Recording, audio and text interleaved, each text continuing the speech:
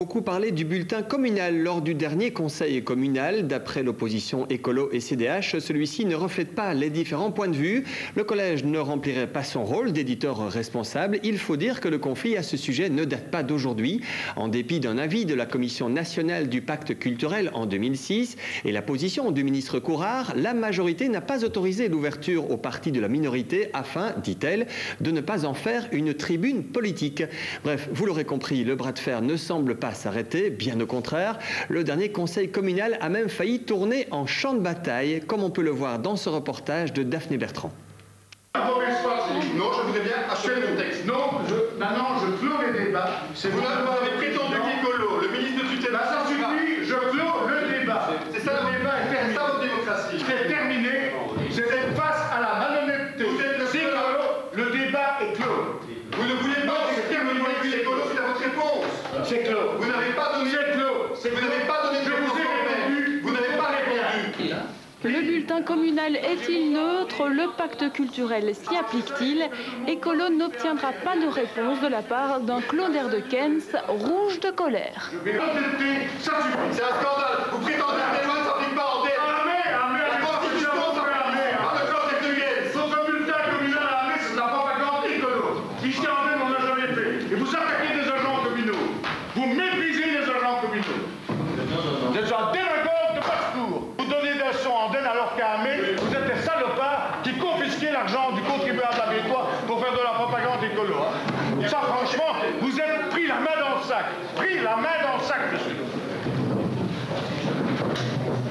C'est scandaleux le comportement des colons. Scandaleux. Conseil communal ou champ de bataille, on avait du mal à faire la différence. Nous avons recueilli la réaction du conseiller Hugues Doumont juste après qu'il ait quitté l'Assemblée. Et ça montre qu'à Andenne, eh bien, apparemment, on n'applique pas la Constitution belge, mais on applique le Code Erdekens. Ça veut dire les lois quand ça arrange aux intérêts de la majorité. Je trouve ça scandaleux en termes de respect de la légalité. Notre objectif n'est pas de politiser le bulletin communal, notre objectif est de dire sur les pages qui ont un intérêt politique, c'est-à-dire le compte-rendu du conseil communal, on veut simplement que les échanges de vues soient équilibrés, ce qui n'était pas le cas. Pour Claude Erdekens, les écolos ont donné sont, je cite, des traîtres de comédie, des donneurs de leçons qui feraient bien de balayer devant leur porte.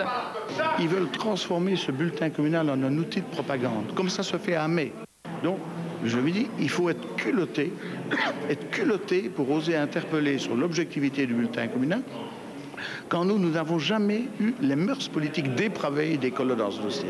Je pense qu'écolo Andenne, c'est une addition de faux culs, il n'y a pas d'autre mot. Ce sont des faux culs en politique. C'est inadmissible de se comporter de la sorte.